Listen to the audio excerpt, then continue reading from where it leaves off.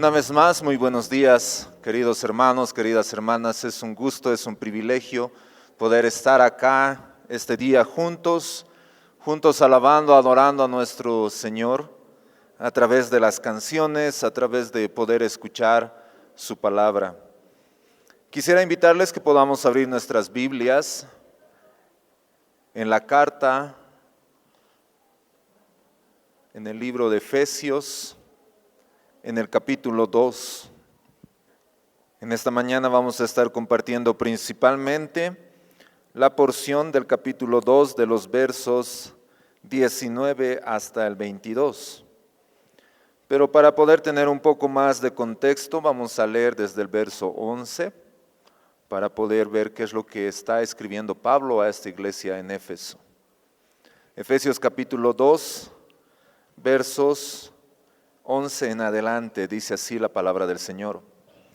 Por tanto, recuerden que en otro tiempo ustedes los gentiles en la carne, dice, por tanto acordaos de que en otro tiempo vosotros los gentiles en cuanto a la carne erais llamados incircuncisión por la llamada circuncisión hecha con mano en la carne. En aquel tiempo estabais sin Cristo, alejados de la ciudadanía de Israel y ajenos a los pactos de la promesa, sin esperanza y sin Dios en el mundo. Pero ahora en Cristo Jesús, vosotros que en otro tiempo estabais lejos, habéis sido hechos cercanos por la sangre de Cristo. Porque Él es nuestra paz, y que de ambos pueblos hizo uno, derribando la pared intermedia de separación, aboliendo en su carne las enemistades, la ley de los mandamientos expresados en ordenanzas, para crear en sí mismo de los dos uno solo y nuevo hombre, haciendo la paz y mediante la cruz reconciliar con Dios a ambos en un solo cuerpo, matando en ella las enemistades. Y vino y anunció las buenas nuevas de paz a vosotros que estabais lejos y a los que estaban cerca, porque por medio de él los unos y los otros tenemos entrada por un mismo espíritu al Padre. Y estos son los versos a continuación que vamos a estar viendo principalmente. Así que ya no sois extranjeros ni advenedizos, sino conciudadanos de los santos y miembros de la familia de Dios, edificados sobre el fundamento de los apóstoles y profetas, siendo la principal piedra del ángulo Jesucristo mismo, en quien todo el edificio bien coordinado va creciendo para ser un templo santo en el Señor, en quien vosotros también sois juntamente edificados para morada de Dios en el Espíritu.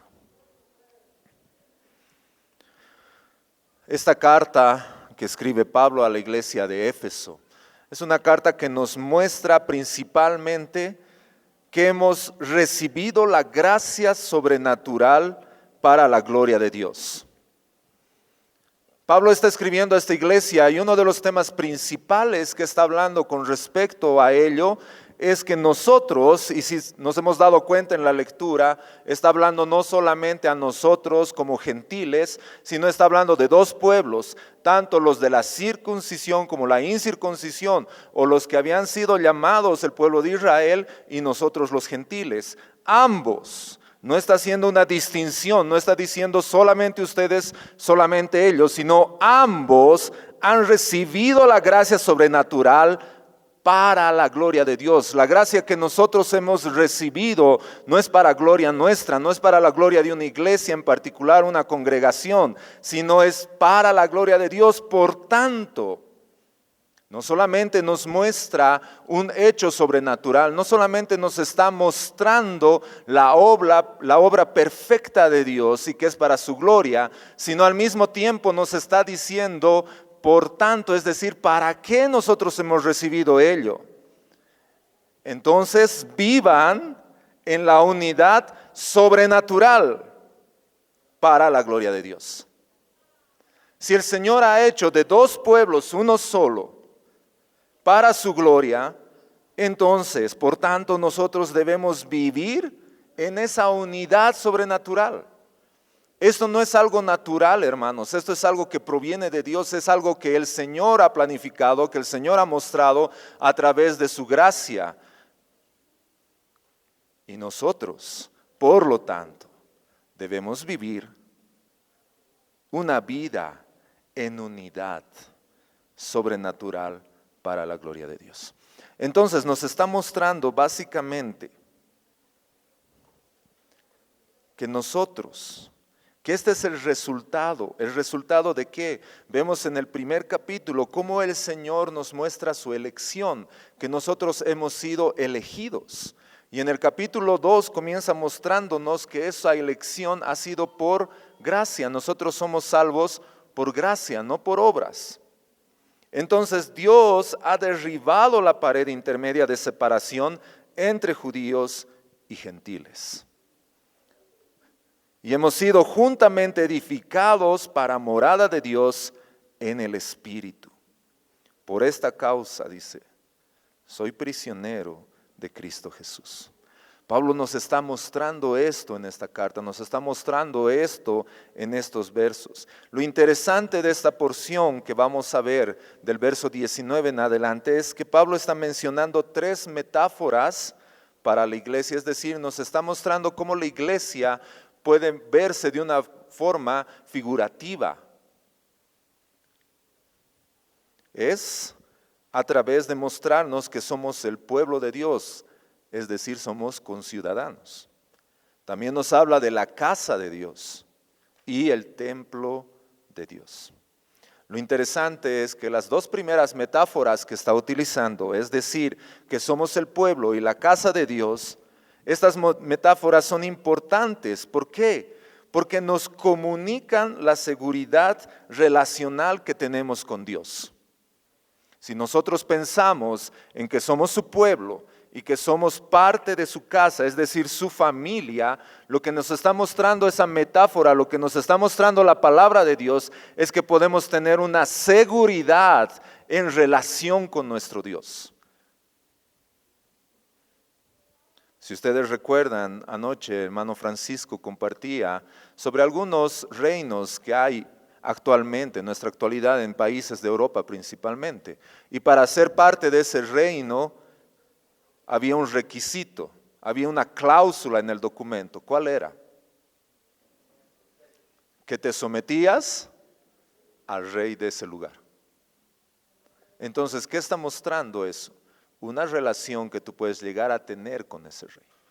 Cuando nosotros venimos a ser parte del pueblo de Dios, cuando nosotros venimos a ser familia de Dios, los que nos muestra esto, la palabra de Dios, al utilizar estas ilustraciones, nos está mostrando la relación que tú y yo tenemos con el Señor. Aprendemos que tenemos un lugar en el reino y aprendemos que tenemos un lugar en la mesa del Rey. Somos parte de su pueblo, pero al ser parte de su pueblo, tenemos un lugar en su mesa, porque Él es nuestro Padre. Y ahí muestra una relación que nosotros tenemos con Él. Y la tercera que utiliza tiene un gran significado en particular, porque nosotros podemos recordar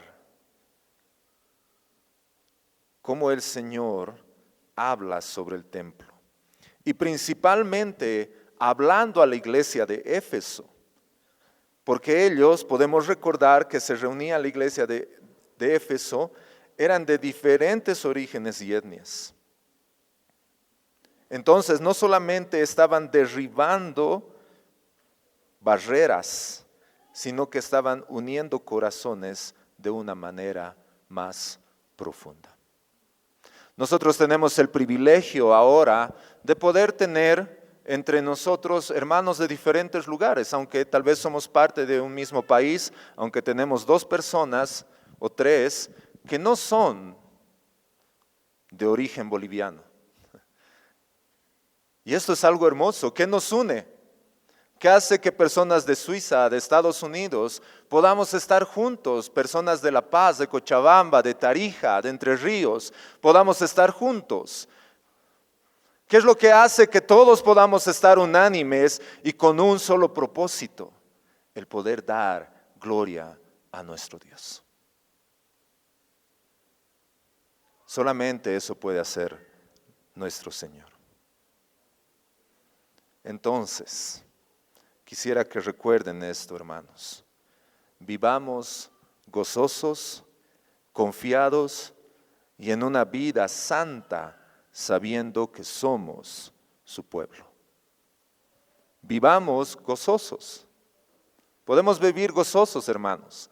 Eso no simplemente nos muestra que todo el rato estemos sonriendo a pesar de los problemas, porque el gozo no está limitado a las circunstancias. Muchas veces nosotros limitamos el gozo a la alegría a las circunstancias que nos pasan. Si nos está yendo bien en mi familia, en el trabajo, en los estudios, etcétera, entonces voy a tener una vida feliz. Pero cuando vienen pruebas, persecuciones, enfermedades y las circunstancias cambian, eso afecta muchas veces a nuestras vidas y dejamos el gozo a un lado. Pero la palabra del Señor nos muestra que el gozo no está limitado a este mundo, sino el gozo está arraigado en el cielo.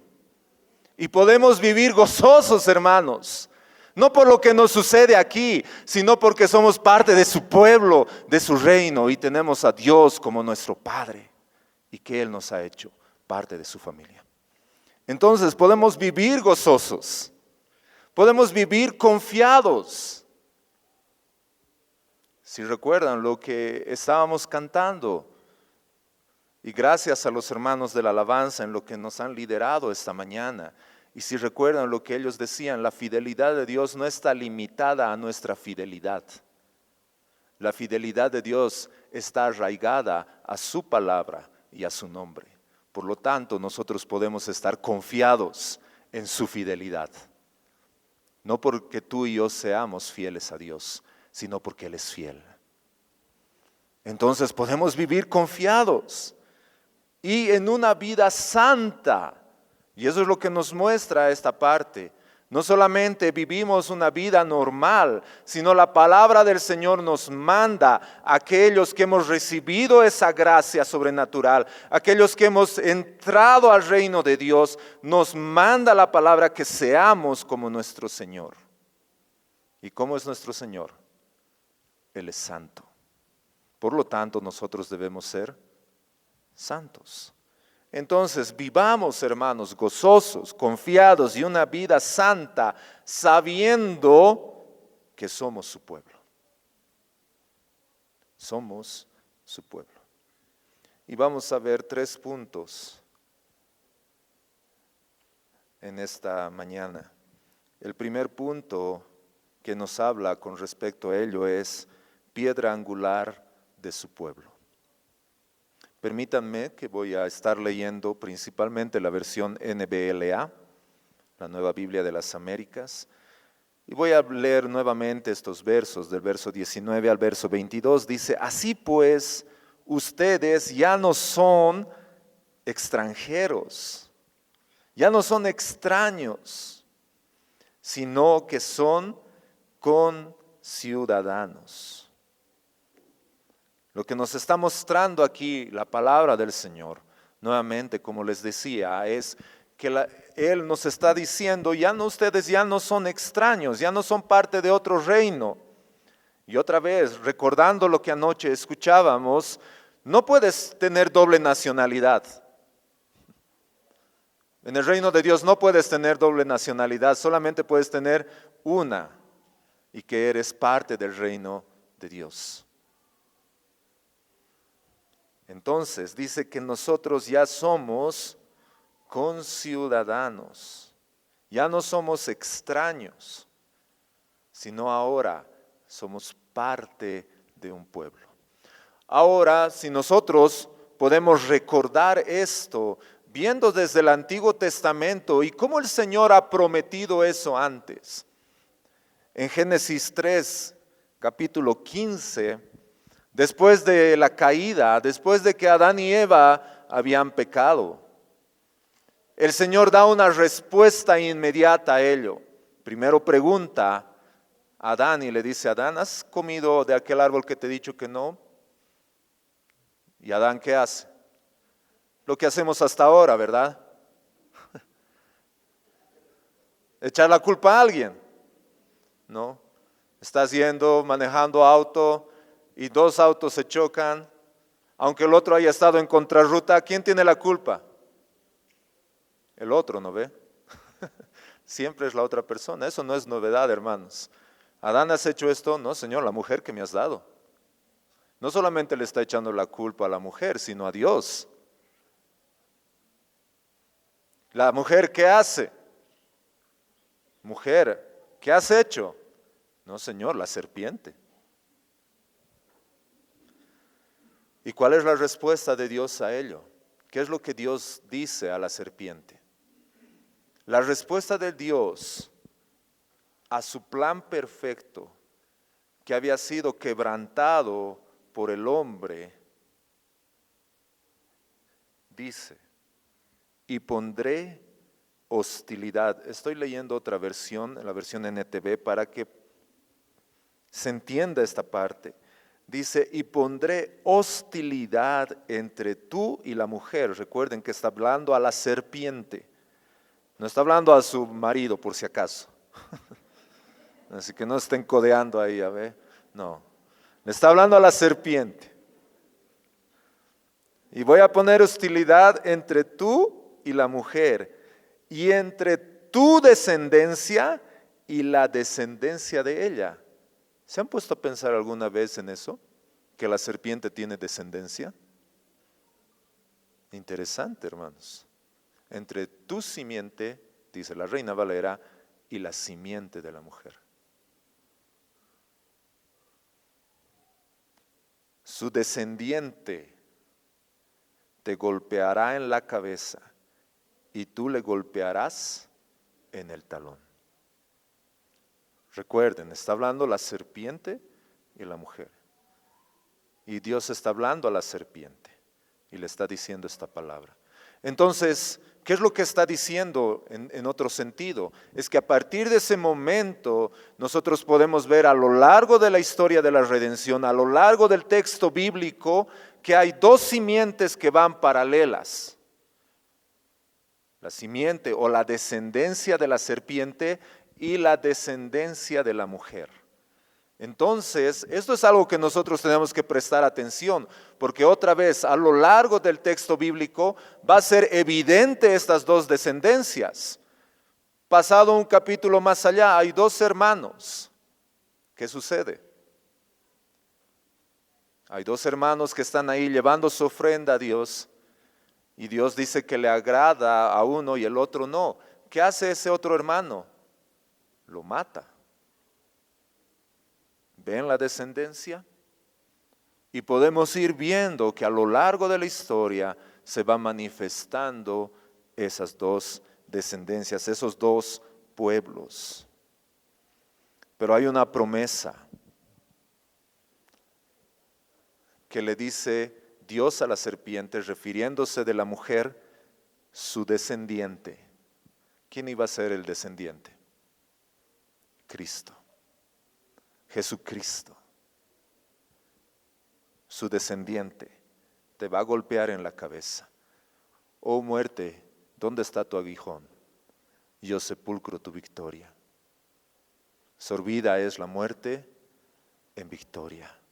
Aquel que había traído la muerte a la humanidad ha sido golpeado en la cabeza por Jesucristo. Pero ahí vemos que comienzan dos pueblos, dos descendencias.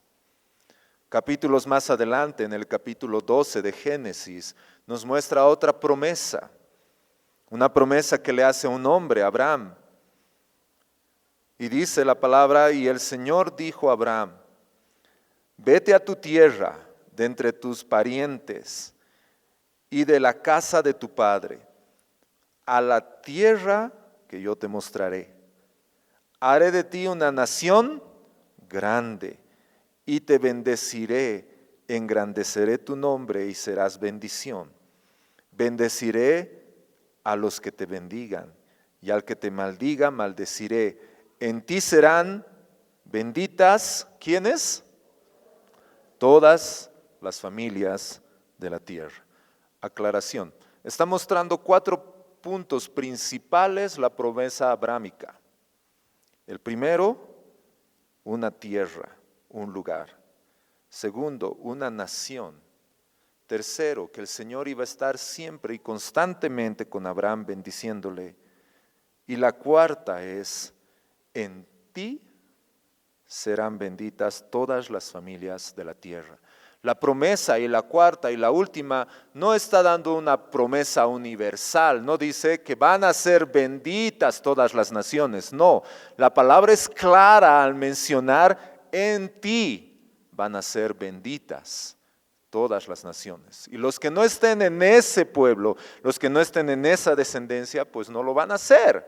Eso es lo que me dice la palabra del Señor. Pero tenemos que tener en claro ello. Entonces, en estos 2 versos, y hay muchos más, pero podemos ver algo muy importante, que el Señor está prometiendo un pueblo, el Señor está prometiendo una nación, y no una nación pequeña, sino voy a ser una nación grande. Voy a hacer de ti una nación grande. Hermanos, nosotros somos parte ahora de esa nación. ¿Quiénes son?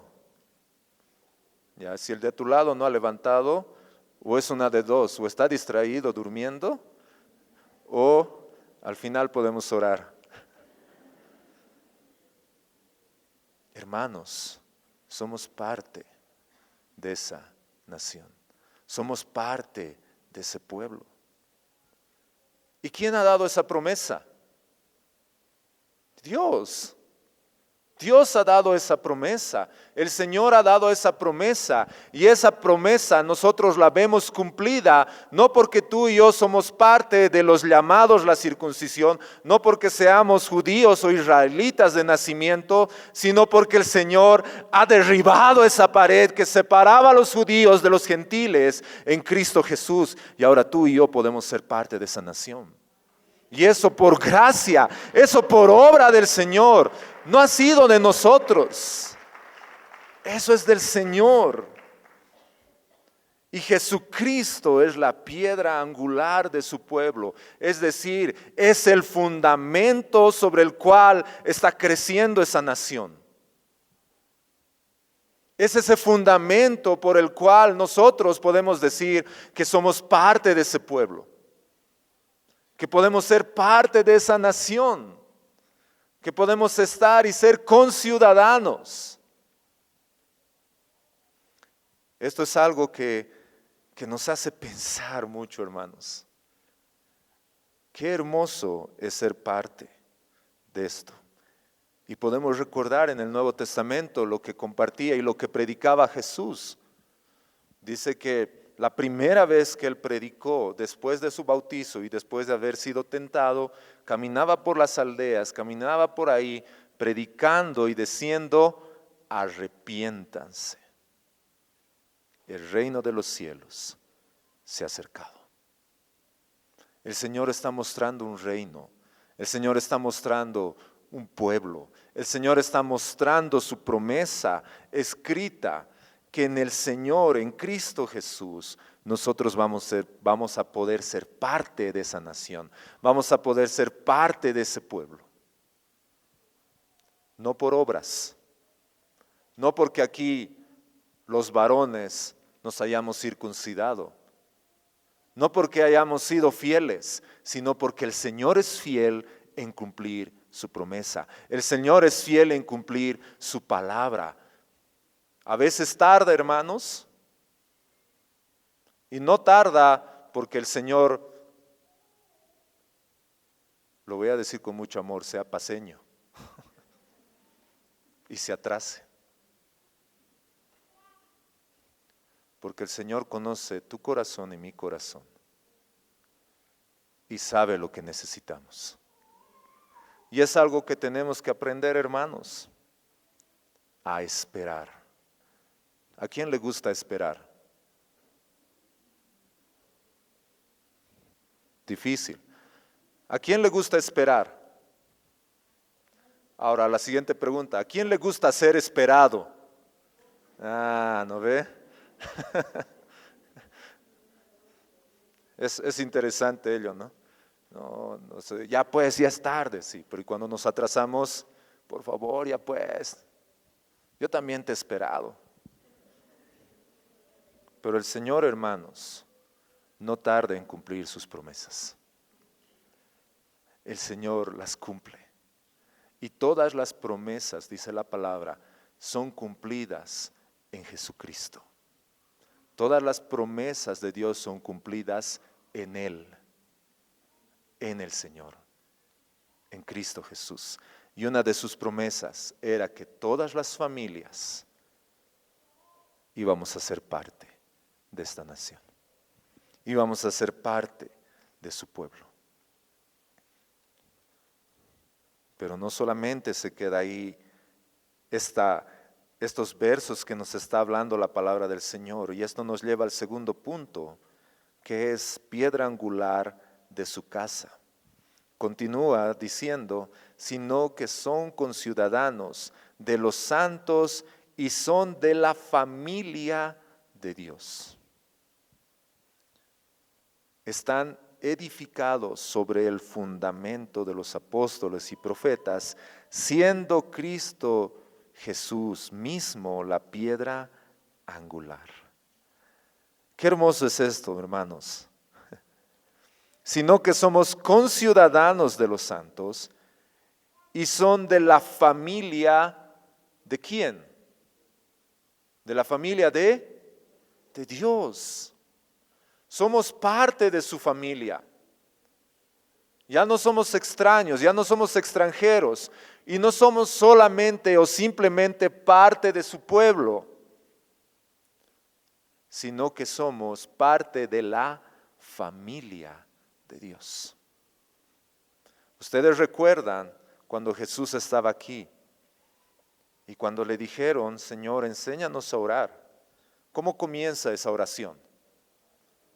Padre nuestro.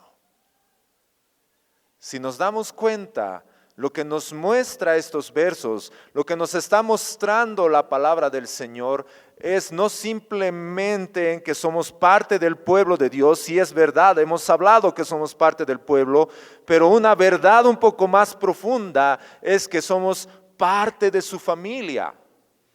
¿Y qué es lo que nos está mostrando ello? Les decía al principio, estas metáforas, lo que está utilizando Pablo es para ayudarnos a entender el tipo de relación que nosotros podemos tener con Dios. Les doy un ejemplo. Alguna vez lo he hecho, pero ayuda a entender un poco más. Me voy a poner como ejemplo, si me lo permiten. Para algunos de ustedes que están presentes aquí, pueden agarrar y me dicen pastor. Algunas otras personas me dicen Oscar. Otras personas me dicen Os. Otras personas me dicen papá o papi. Y una persona me dice mi amor. Uy.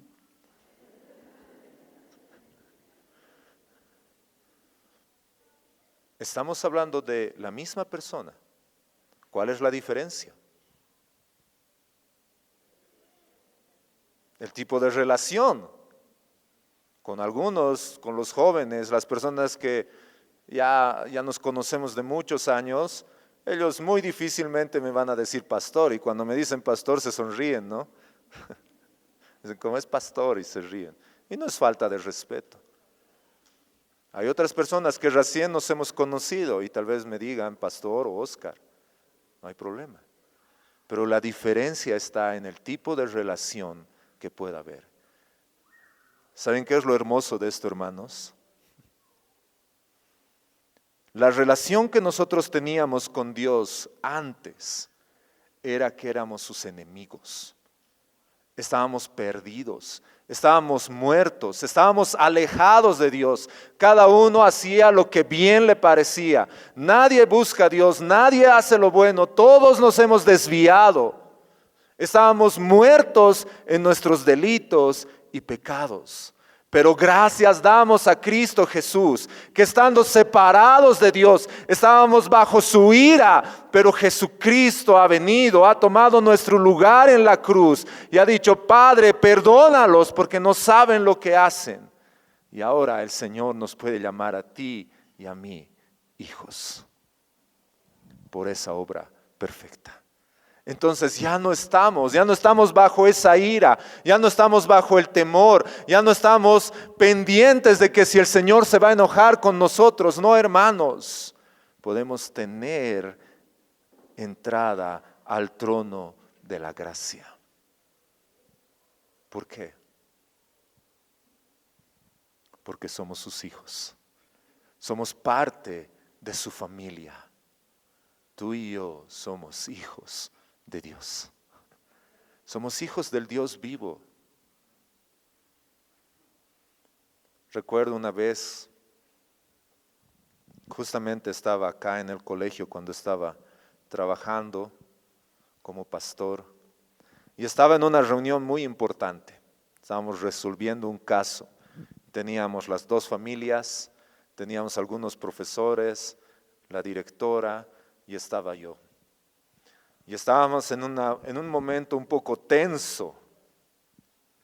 Y de repente se abre la puerta de dirección y entra una niña de 6 años.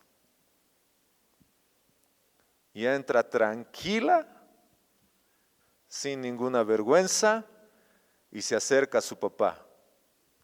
Y me mira y me dice, hola papi. Y yo la miro ahí y la abrazo y le digo, hola hijita. Y todos ahí, todo ese momento tenso se convirtió en un momento medio gracioso. Y agarró y me dijo, hola papi, voy a estar en tu oficina. Y le dije, anda, saluda, buenos días, se salió. Y, perdón, hermanos, es tu hija. Hermanos, yo no veo en la palabra del Señor que haya una palabra que diga, para hablar con el Señor tienes que pedir permiso. Mas al contrario, nos dice, el Señor está en todo lugar, en todo momento. Y tenemos acceso a su presencia, porque el momento en que Cristo Jesús dijo, consumado es, en ese momento el velo se rasgó. Y podemos tener entrada a nuestro Padre, confiadamente. Podemos entrar a ese trono de la gracia, podemos correr donde Él y decirle, Abba Padre, necesito, estoy cansado, me está sucediendo esto, porque Él es nuestro Padre, Él es nuestro Señor y Él es nuestro Padre. Y hermanos, el hecho de ser familia, y no es simplemente porque así nos hablamos, pero la persona que está a tu lado, puedes ver, la persona que está delante o detrás tuyo, es tu hermano, es tu hermana, ¿verdad? ¿Sí o no? Somos hermanos, Ahora tal vez sea la casualidad de que sí realmente sean hermanos, pero en el Señor somos hermanos. Y un favorcito les voy a pedir. No se llama hermano o hermana. Tiene un nombre. Puedes preguntarle si no sabes. No ahorita. Después. Pero hermanos, somos una familia. Somos una familia. El Señor un momento de esos estaba compartiendo y se acercan sus discípulos y le dicen: Jesús, tu mamá y tus hermanos te buscan. ¿Qué haríamos nosotros? Perdón, hermanos, mi mamá me llama un ratito. ¿Qué hace Jesús? ¿Cuál es su respuesta? Mi madre y mis hermanos, ¿quiénes son? Los que hacen la voluntad de mi Padre. ¿Se han puesto a pensar en ello? No son todos. Es interesante, ¿no? Y perdón que lo exprese de esta forma, pero a veces me sonrío. A veces hasta al taxista le decimos hermano, ¿no? Entra alguien a la iglesia y como no sabemos su nombre, hermano. Y había resultado ser primo.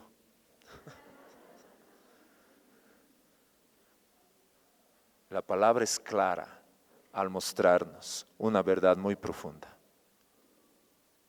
Mi madre y mis hermanos son los que hacen la voluntad de mi Padre.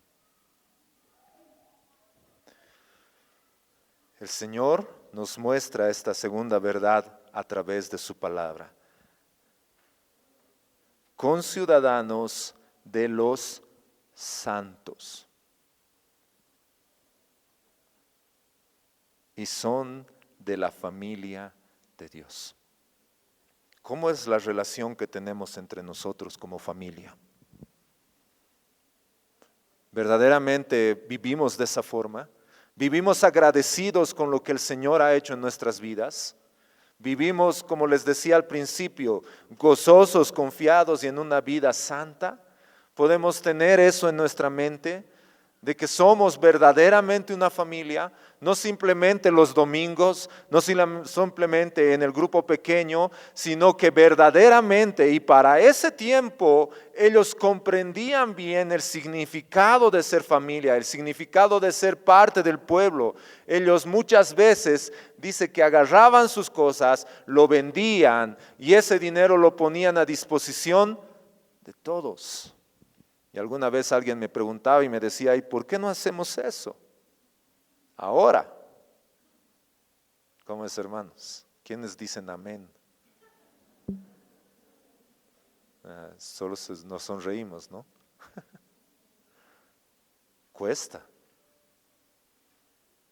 hermanos.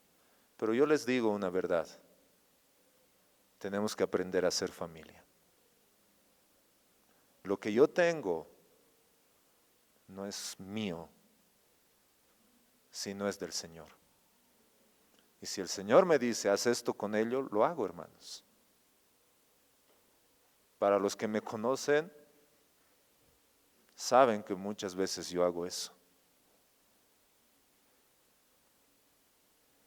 Y eso es aprender a ser hermanos, aprender a ser hospedadores, aprender a ser familia. Recuerdo cuando en la congregación del centro el año pasado hicimos nuestro primer día de la familia, que así lo denominamos, y nos fuimos a un lugar por Lipari y estábamos ahí todos jugando, disfrutando del día y ha habido una pareja o una familia que dijo: nosotros somos extranjeros y algo que deseamos aquí es tener una familia, porque extrañamos a nuestra familia. Ha sido muy interesante que ahora ellos ya son parte de una familia. Un poco loca la familia, pero son parte. Que los han adoptado y los han acogido. Y eso es la vida de iglesia, hermanos. el Señor ha obrado en nosotros, no para que tú seas una isla, sino para que tú seas parte de un pueblo, parte de una familia. Y esto gracias a la obra de Jesucristo. Hemos mencionado y hemos dicho que Jesucristo, la piedra angular, es la piedra angular de su pueblo. También hemos mencionado que es la piedra angular de su casa. Y como tercer punto vemos que Él es la piedra angular de su templo. Esta tercera metáfora que está utilizando Pablo es muy rica en un significado teológico. El templo en el Antiguo Testamento era la representación física de la manifestación divina. Los sacrificios, los ritos, las festividades, todo esto se llevaba a cabo en el templo porque Dios moraba allí. Dios vivió entre su pueblo y se reunió con ellos a través del templo para indicarle su cuidado y su valor. En la era del nuevo pacto, somos el hogar del Espíritu Santo y el templo de Dios. Dice en 2 Corintios 6:16, ¿o qué acuerdo tiene el templo de Dios con los ídolos?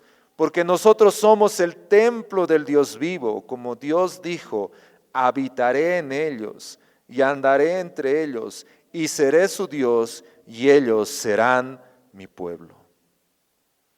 Entonces Dios nos está mostrando que somos el templo para indicar su cuidado por nosotros donde quiera que estemos.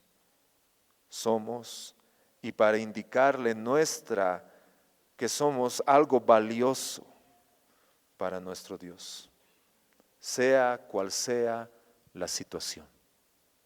Si nosotros recordamos en el Antiguo Testamento, dice que el Señor habitó, utiliza esta palabra de habitar. En el Génesis hasta el Apocalipsis nos muestra ello. Desde el Edén, el primer lugar de la presencia de Dios, dice que Dios habitaba, Dios caminaba, conversaba con Adán y con Eva. Nos muestra también esto en el tabernáculo, en el templo portátil, cuando estaban caminando por el desierto, el Señor se manifestaba y su presencia estaba ahí, y estaba en una forma de nube y en una forma de fuego. Y eso es algo muy hermoso, hermanos. Si ustedes recuerdan, cuando Abraham estaba con el Señor y el Señor le dice, muy bien, vamos a hacer un pacto y en ti van a ser benditas todas las naciones. Y Abraham le dice, y Señor, ¿cómo voy a saber que lo que estás diciendo es verdad? Es decir, hagamos un pacto. Y lo que el Señor hace es muy interesante. Le dice, muy bien, agarra un animal, pártelo por la mitad. En ese tiempo, ¿qué es lo que significaba ello? Estaban haciendo un pacto de no agresión, de no matarse entre ellos. Y por eso agarraban un animal, lo partían por la mitad y la sangre estaba al medio. Y los reyes pasaban por el medio y un rey al pasar por el medio decía, si yo no cumplo este pacto, que sea como este animal. Y después pasaba el otro rey y decía, si yo no cumplo este pacto, que sea como este animal. Pregunta, hermanos, ¿quién pasa 2 veces? ¿Pasa Abraham en algún momento? No. Dios pasa por nosotros. Él pasa diciendo ello como algo de Él y pasa por nosotros. Y mientras tanto, Abraham está ahí con los cuervos y dice que había fuego y había humo. Cuando Moisés está haciendo en Éxodo, está haciendo todo el tabernáculo y todo ello, dice que Dios se manifestó en una nube y en fuego. ¿Qué significa eso? Ese Dios que ha hecho pacto con Abraham, ese mismo está con ustedes. Hermanos, ese mismo Dios que ha sido partido. Jesús, y en un momento más vamos a celebrar la Santa Cena. Y Jesús, cuando está esa noche, dice que tomó el pan. ¿Y qué dijo? ¿Y qué hizo? Dice que lo partió y dijo: este es mi cuerpo que por vosotros es partido. Al igual que ese animal, Jesús ha sido partido por nosotros.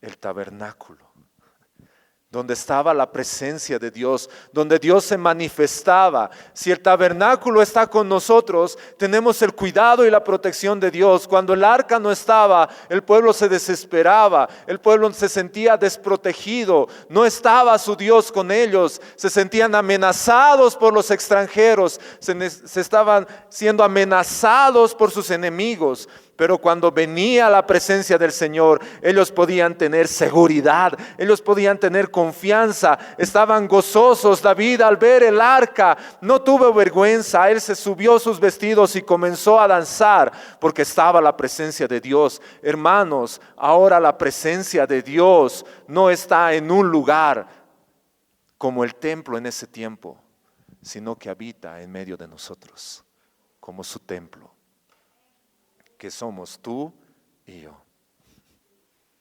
Estamos siendo edificados sobre el fundamento de los apóstoles y los profetas, siendo Cristo Jesús mismo la piedra angular, es decir, ese lugar donde se construye todo, en quien todo el edificio bien ajustado va creciendo para ser un templo santo en el Señor. El Señor nos está llamando a santidad, no a vivir una vida descontrolada, no a vivir una vida sin haber sido transformados, sin haber comprendido lo que el Señor ha hecho por nosotros, más al contrario, en respuesta a la obra perfecta de Cristo, tú y yo podemos llegar a ser santos, porque el Señor ya ha hecho su obra en nuestras vidas. Cristo Jesús es la piedra angular, donde va creciendo para ser un templo santo en el Señor. En Cristo también ustedes son juntamente edificados para morada de Dios en el Espíritu.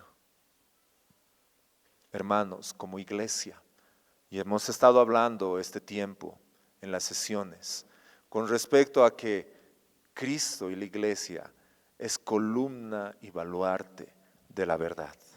Tú y yo, hermanos, estamos siendo edificados, somos parte de ese edificio, somos parte de ese pueblo, somos parte de esa familia, y Cristo Jesús estamos en Cristo siendo edificados para morada de Dios. ¿Dónde habita Dios ahora? En nosotros. En nosotros. Hermanos, nosotros somos templo de Dios. ¿Te has puesto a pensar ello? La implicancia que tiene ello en tu vida, en tu ministerio.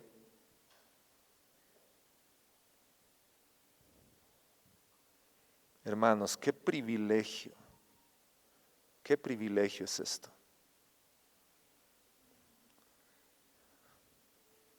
En Juan 1:14 dice algo muy interesante. Jesucristo, el Hijo de Dios encarnado, que tabernaculó entre nosotros. Es decir, que Él habitó. Qué hermoso es eso. Qué hermoso es ese término. Hablando del tabernáculo.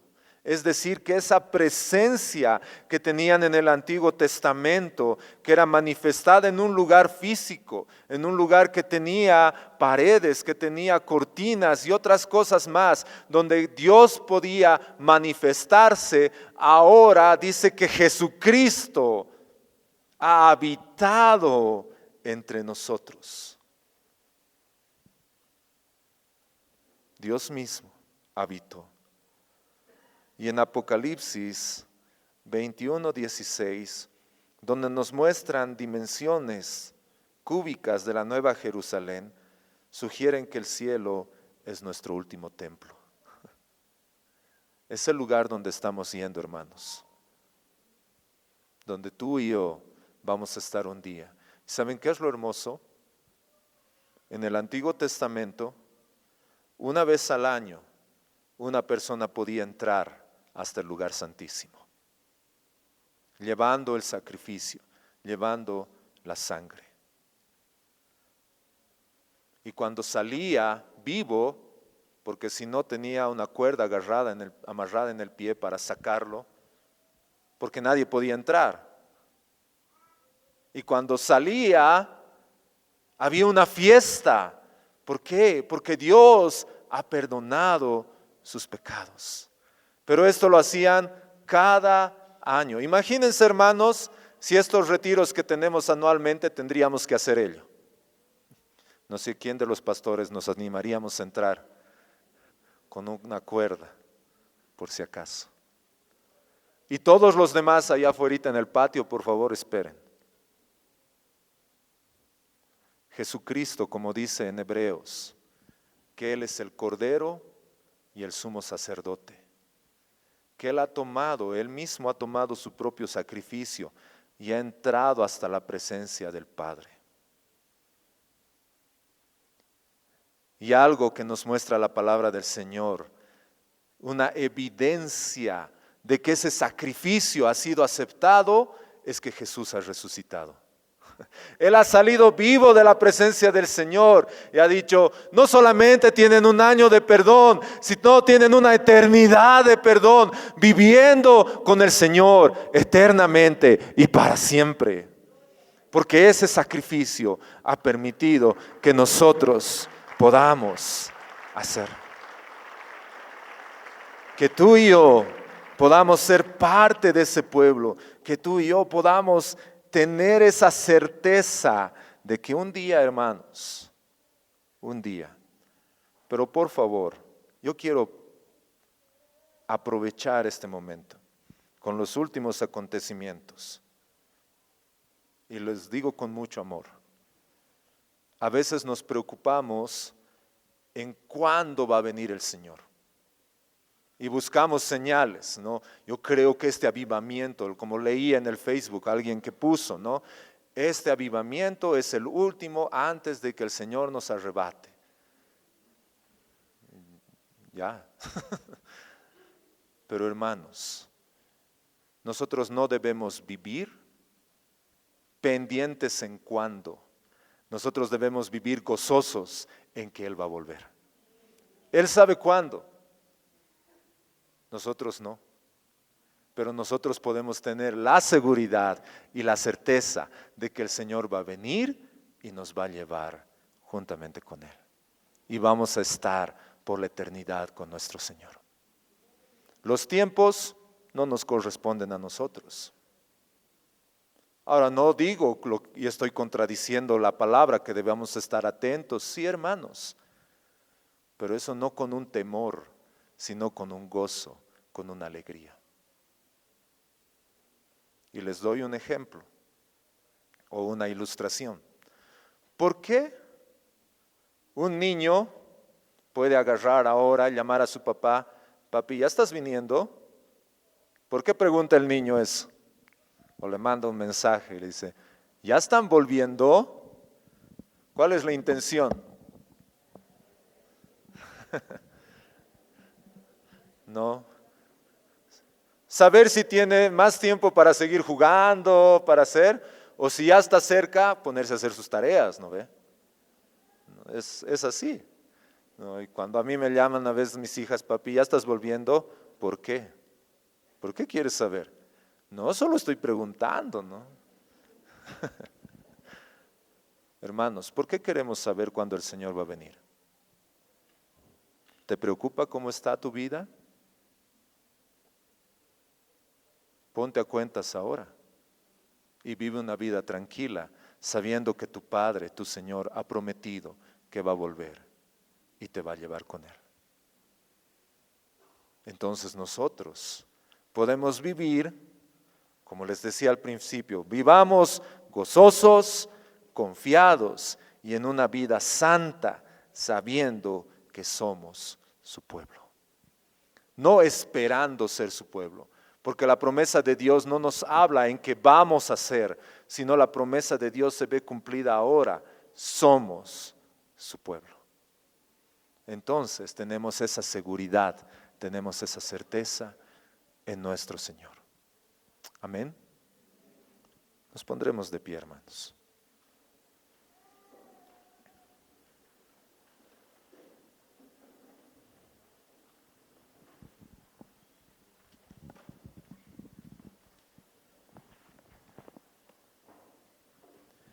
Ahí donde están, quisiera invitarles que podamos inclinar nuestro rostro un momento.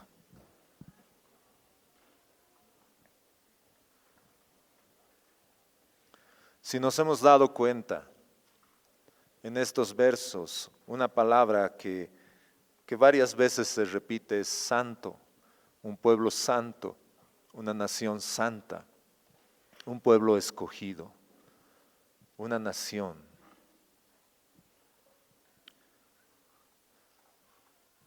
¿Somos parte? ¿Tú eres parte de ellos? Por un lado, yo quisiera decir, si tú no estás seguro, si no eres parte, este es el día en que tú puedes arrepentirte y creer en el Señor. Si tú eres parte, yo te animo a que continúes firme, confiado, gozoso. No en las circunstancias, sino en las verdades bíblicas. No en lo que puede suceder. Nuestra confianza y nuestra seguridad no está en el futuro. Nuestra confianza y seguridad está en el pasado, en lo que Cristo ha hecho por nosotros. Y eso se va a ver ejecutado en el futuro, que es diferente. Pero tu seguridad, tu confianza está en lo que Cristo ha hecho. Podemos inclinar nuestro rostro y cerrar nuestros ojos. Y dale gracias al Señor. Dale gracias al Señor.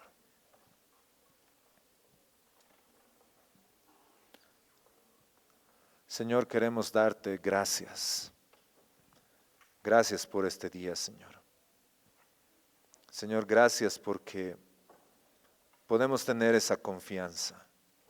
Podemos tener esa seguridad. Podemos vivir gozosos, confiados. Y vivir en una vida santa, sabiendo que somos parte de tu pueblo, que somos parte de tu familia, que somos, Señor, parte de ese templo. Y esto, Dios, como dice tu palabra, no por nosotros, no porque hayamos hecho algo nosotros, sino por lo que tú has hecho por nosotros. Porque por gracia somos salvos, no por obras. Señor, gracias, porque tú has pagado el precio. Antes éramos extranjeros, antes éramos extraños, antes éramos tus enemigos, pero ahora somos tus hijos. Ahora somos tus hijos, Señor. Ahora somos parte de tu pueblo, parte de tu nación santa. Gracias, bendito Señor. A ti sea toda honra y toda gloria. Ayúdanos a vivir en estas verdades, Señor. Nuestra gloria, Cristo es nuestra esperanza fiel. Nuestra gloria, Cristo es nuestra esperanza fiel. Nuestra gloria, Cristo es.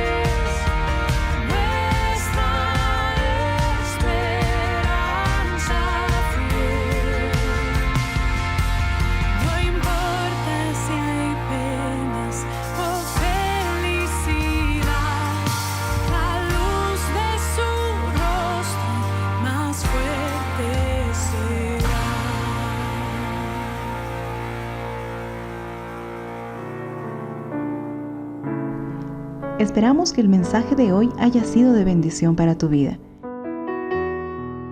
Si necesitas consejería o apoyo en oración, por favor no dudes en contactarte.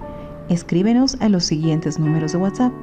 En la Ciudad del Alto, al número 719-05-791. 719-05-791. En la zona central, al número 732-11-354. 732-11-354.